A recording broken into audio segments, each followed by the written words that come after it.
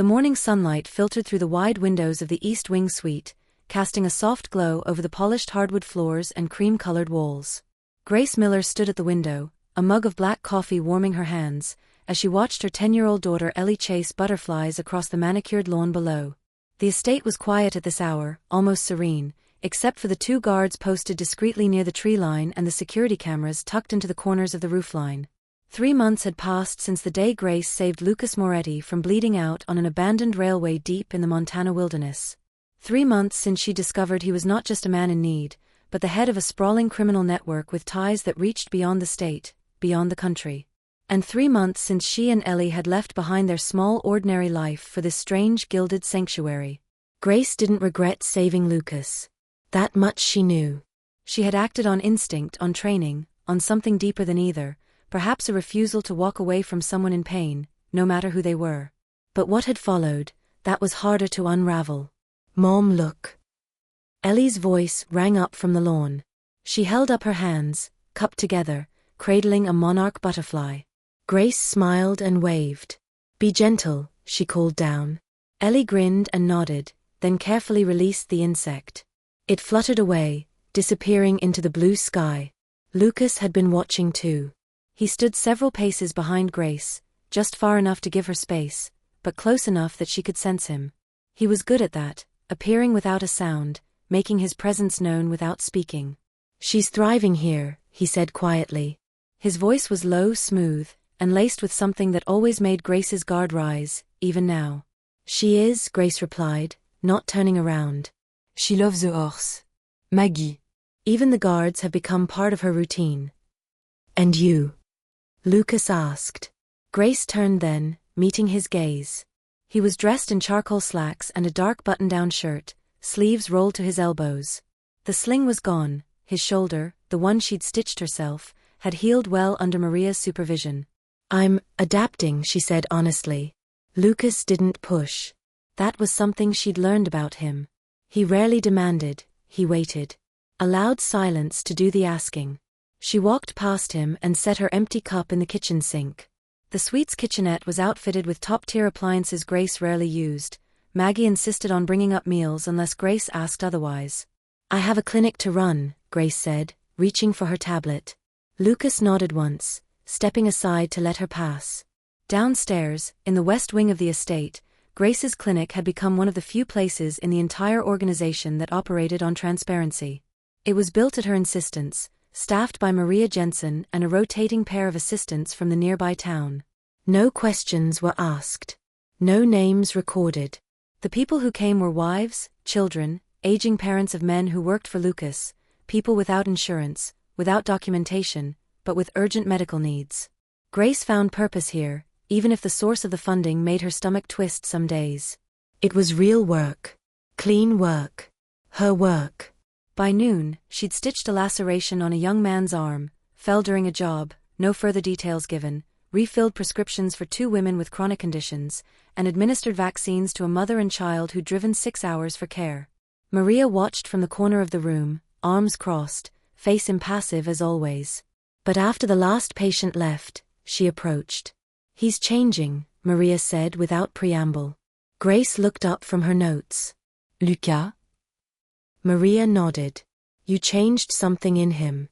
Il veut known the man forover à décade. He's always been controlled. Dangereux. Brilliant. But cold. Since you came here, he thinks differently. Slower, perhaps. But with more consideration." Grace didn't answer. She didn't know how. Because part of her had seen that change too. And part of her wasn't sure if it was real or just another carefully curated version of the man who'd once ruled through fear and now operated through respect, or something that looked like it. That evening, Grace and Ellie dined with Lucas in the garden courtyard. It had become a weekly tradition. Maggie prepared the meal, roast chicken, wild rice, fresh vegetables from the estate greenhouse, and Lucas always insisted Ellie pick the dessert. Tonight, it was lemon meringue pie. Grace watched the 2 of them laugh over Ellie's story about a girl at school who tried to smuggle a lizard in her backpack.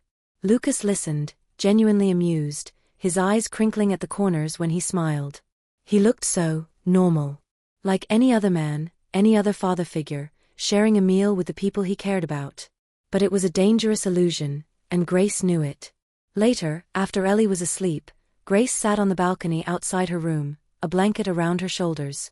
The stars above Big Sky Country were endless, infinite. Lucas appeared again, silent as always, holding 2 mugs of tea. "Couldn't sleep?" he asked, offering one. She took it. Tumush in Mayed. He didn't ask what. Just stood beside her in the darkness, sipping his tea. After a while, Grace said, "I used to think the worst thing that could happen was living in fear. But now I wonder if living in comfort, built on fear, isn't worse." Lucas looked at her then, serious. I don't want you to live in fear. Hors obligation. "But I do live in obligation," she said. "To Ellie. To the people who depend on this clinic. To the part of me that's still trying to believe in redemption." He said nothing. And maybe that was answer enough. When he left, Grace remained on the balcony, the tea cooling in her hands. She didn't know what tomorrow would bring.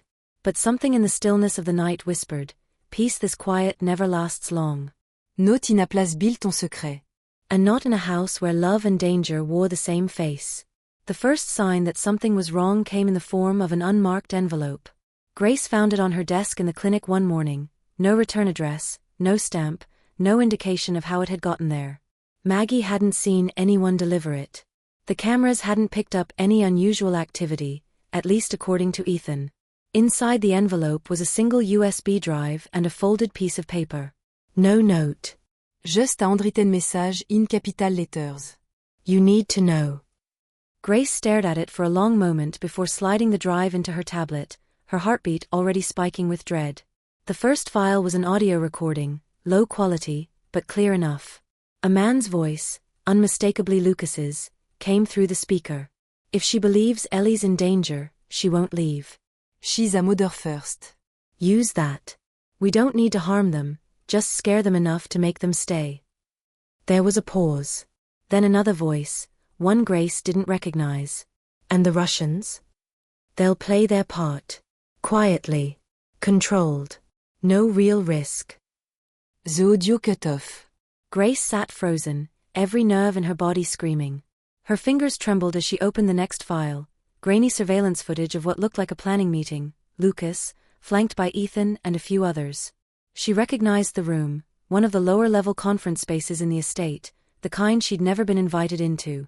They weren't just preparing for an attack. They were staging one. The home invasion 3 months ago, the one that had nearly broken her, hadn't been an outside threat. It had been an inside job. A performance. And she had played the part perfectly. Grace pushed away from her desk, heart pounding.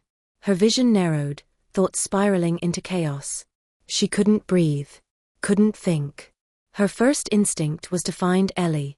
To wrap her in her arms and run far, far away. But she knew better than to panic. She needed answers first. She found Ethan in the garage, overseeing a routine vehicle inspection. He looked up as she approached, surprised by her pale face and the fire in her eyes. "I need to talk to you," she said, voice tight. He nodded once, motioned her into a side room. As soon as the door closed, she handed him the USB. He listened. Watched. And when it was over, he didn't deny it.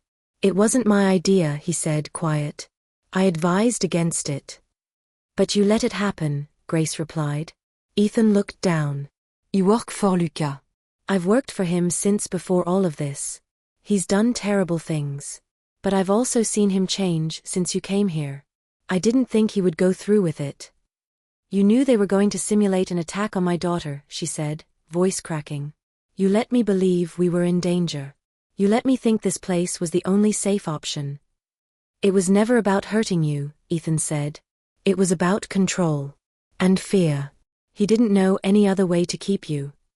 Grace backed away from him, disgust rising like bile. She returned to her suite in a haze, locking the door behind her. Ellie was at school, thankfully, oblivious to the storm brewing. Grace sat on the edge of her bed, staring at nothing. She had trusted him.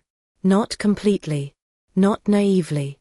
But somewhere deep down, she had allowed herself to believe that Lucas Moretti, the man she had stitched up in a forest, who read bedtime stories to her daughter, who watched the stars in silence beside her, was trying to become something more than what he had been. Now she realized, he hadn't changed. He had adapted. The next morning, Lucas came to the clinic unannounced. He leaned against the doorway, watching her sort medical supplies. "You've been avoiding me," he said, tone casual. Grace didn't look up. He found something. A file. A recording. He didn't answer right away. She turned to face him. "You staged it. The break-in. The threat to Ellie. You created the fear that made me stay." Lucas exhaled slowly. "I never intended to harm either of you. But you intended to manipulate me. I was afraid you'd leave." Grace looked bitterly. "So you built a cage and called it safety." "I didn't know another way," he said. "I've spent my life building walls. Controlling threats. Calculating outcomes. You and Ellie, you weren't part of the plan. I didn't know how to make you stay without force. So I manufactured the illusion of necessity." Grace stared at him, eyes wet with fury. He saved your life, she said. "And you used my daughter as leverage." Lucas's jaw tightened. Il never lay à en donneur. "You didn't have to," Grace snapped. "You made me believe we were in danger. You stole my peace, my autonomy, my choices. You made me fall asleep every night wondering if the world outside these gates would kill us." "I regret it," he said. "That doesn't make it right." They stood in silence, the distance between them deeper than any wound. Finally, Lucas said, "You're free to go, Grace. You always have been. I never would have stopped you." She shook her head. "Don't rewrite history just because you got caught." Later that night, Grace sat on her balcony again, Ellie asleep inside, the moon casting pale light across the hills. She remembered the way Lucas had looked at her that first day, barely conscious, bleeding, afraid, but still defiant. She had thought she'd seen something human in him. Something broken, yes, but salvageable. Now she wasn't sure. Was this manipulation born of fear? Or had it always been there, waiting for a chance to surface? Grace didn't know the answer. But she knew one thing with certainty. This place, this estate, this world, no matter how beautiful, was no longer a home. It was a beautifully crafted prison. And she had to find the key to leave. Grace waited until Ellie was at school the next morning before she made her decision. She dressed simply, jeans, a fitted sweater, flat shoes. Nothing to signal confrontation. Nothing to provoke. She didn't want a scene. She wanted clarity. Lucas was in his office, reviewing documents, as always. He looked up when she entered, surprise flickering across his features. He set his pen down, straightened. "I was wondering when we'd talk again," he said. Grace closed the door behind her, then walked to the center of the room and stood there, her arms at her sides. "I need to ask you one more time," she said. And I need you to tell me the truth. "All of it. Did you orchestrate the break-in, the one that nearly got my daughter hurt, just to keep me here?" Lucas didn't lie. He never did when cornered. "Yes," he said. Just one word. Flat. Certain. No hésitation. Grace's chest tightened, though she had already known. Hearing it from his lips changed everything. "I thought I might lose you," he added. "I didn't know how to ask you to stay." "You didn't ask me to stay," she said, voice low. "You manipulated me into believing I had no choice." Lucas stood, walked slowly toward her. "Grace, I've done things in my life I'll never be able to atone for. But with you, with Ellie, I wanted something different. I didn't know how to trust that you might choose me freely. Because you didn't give me the chance." "I was afraid," he admitted. Afraid that if he let you see all of me, the darkness, the damage, you'd walk away. Grace stared at him, her voice breaking. "You didn't let me see all of you. You showed me what you wanted me to believe." You let me feel safe inside Ali. "And I believed it because I wanted to." She shook her head, stepping back. "I gave you the benefit of the doubt. I defended you to myself. To Ellie. I told myself you were trying. That you were healing. But this wasn't healing. This was control, disguised as protection." Lucas's jaw tensed. "I would never hurt Ellie." "But you hurt me," she said. "And you taught my daughter to trust someone who lies to survive." He protected you. "No," Grace said firmly. You possessed me. The words hung in the air, and for the first time since she had met him, Lucas looked shaken. She could see it, the cracks beneath the armor. The wall within him. She knew he wasn't a monster. That was what made it worse. Because he had a choice. And he chose fear. Grace turned toward the door, then stopped. "I'm leaving," she said. "Today. With Ellie." Lucas nodded slowly. I won't stop you. "You already have," she replied. "For months." I won't stop you now. Grace may sighs. "That's not permission.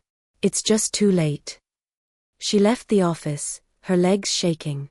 The conversation had been controlled, civil, even quiet, but inside, she felt gutted.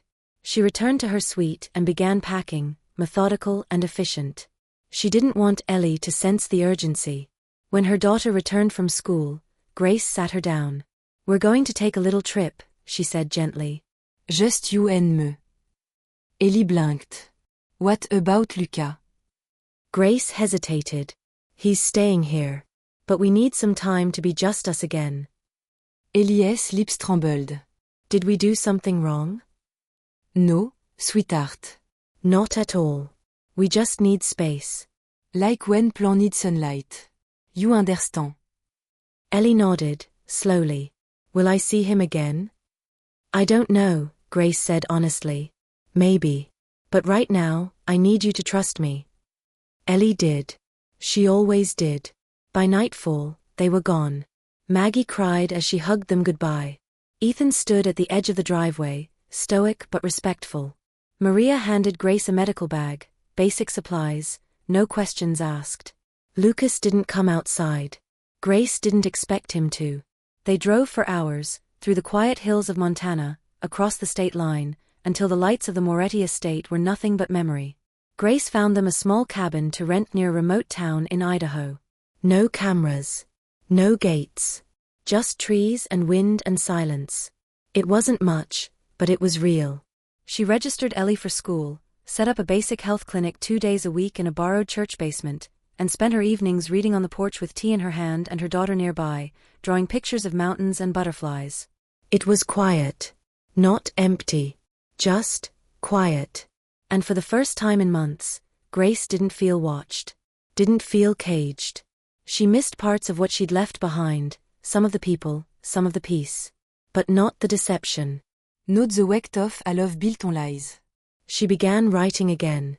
At night, after Ellie fell asleep, she opened a notebook and let the words pour out. Not stories. Not fantasy. Truth. She wrote about fear. About survival. About power and choice. And she wrote about Lucas, not to forgive him, but to understand him. Because understanding was the only way she could truly move on. 6 weeks passed before she received the letter. No return address. Just her name, written in clean, block handwriting. Inside was a single page. Grace. I don't expect forgiveness. I don't deserve it. But I want you to know that I've made changes. Not to bring you back. Not to rewrite what I did. But because I finally saw what I became when I lost you. You told me chose fear. You were right. So now I'm choosing something else. You're free. You always were. Luca. There was no postscript. No plea. No promise. Just that. Grace sat with the letter in her hands, reading it 3 times before folding it neatly and placing it in her drawer. She didn't cry. She didn't smile. She simply breathed. Outside, the wind rustled through the trees. Inside, Ellie laughed at something on TV. Grace stood, walked to the window, and watched her daughter laugh, alive and innocent. They had made it out. And that was enough. For now.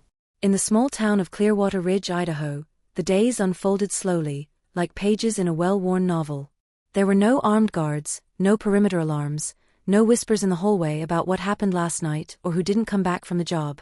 There was just sky. And silence. And the subtle rhythm of life lived on your own terms. Grace found a rental 2 miles outside town, a modest cabin with a wraparound porch, wood-burning stove, and enough space for Ellie to feel safe without feeling watched. It wasn't much, not compared to the sprawling estate she'd left behind, but it was real.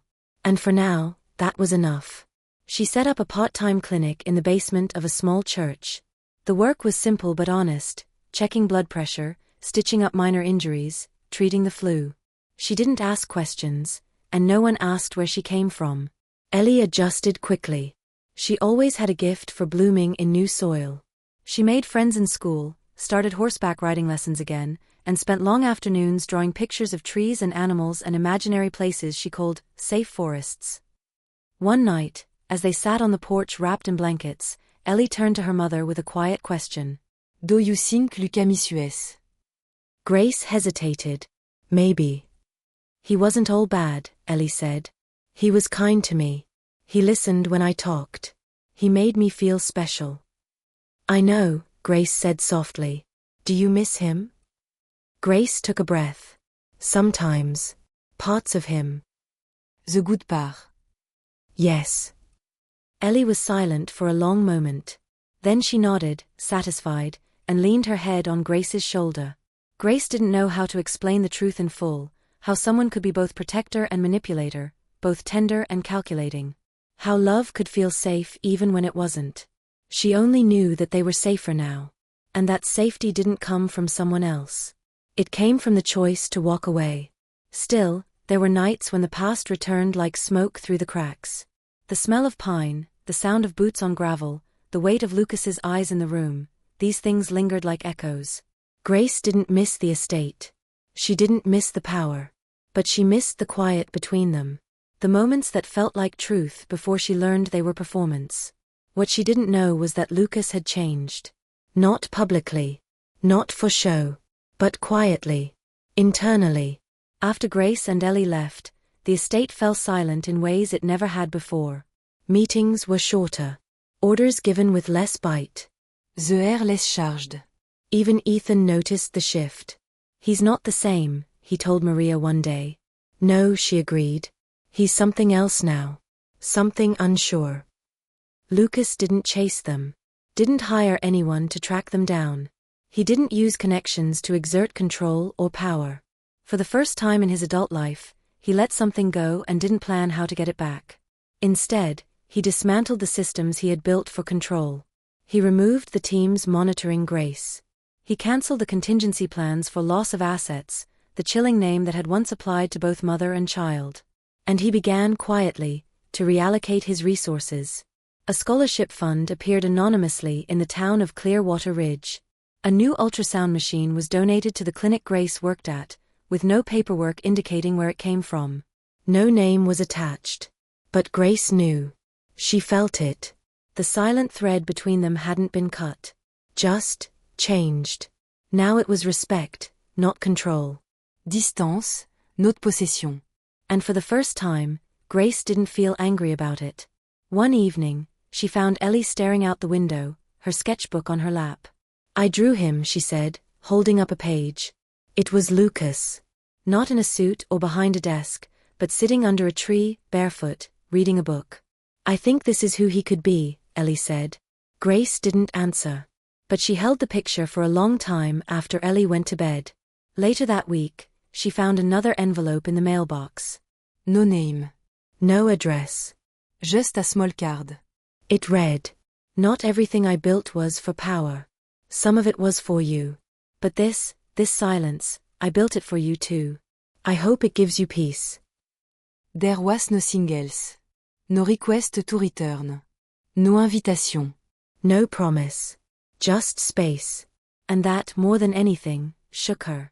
Because Lucas Moretti, the man who once built empires to control everyone around him, had finally given her something he'd never offered before. Freedom. And it had come not when she asked for it, but when he chose to give it without expecting anything in return. Grace folded the card and placed it in the drawer beside his first letter. That night, she walked outside and stared up at the stars. The same stars they used to watch together on the balcony of the estate. They looked different now. Not closer. Not farther. Just clearer. She thought of Lucas. Of who he was. Who he tried to be. Who he might still become. Then she turned back inside and closed the door behind her. Not to shut the past out. But to sit in the quiet of her present. Fully hers. Spring came late in Clearwater Ridge. The snow melted slowly, revealing patches of green like promises buried under months of silence. Trees budded cautiously. The lectawed wantin leye at a time. And in the small rental cabin 2 miles outside town, Grace Miller opened her mailbox and found the third letter. She recognized the handwriting instantly. This time, it wasn't typed. It wasn't stiff or cold. It was personal. It was Lucas's handwriting. She stood on the porch, sunlight brushing across her bare arms, and read the letter in full. Grace. I haven't written until now because I didn't trust my reasons. Not after everything. I've spent my entire life believing that control was the only way to survive. I used to think people were either threats or tools. No middle ground. No gray area. And then you arrived. You didn't try to change me. You didn't beg me to be better. You just looked at me like I could be. And that terrified me more than any rival ever has. I told myself I needed to keep you safe.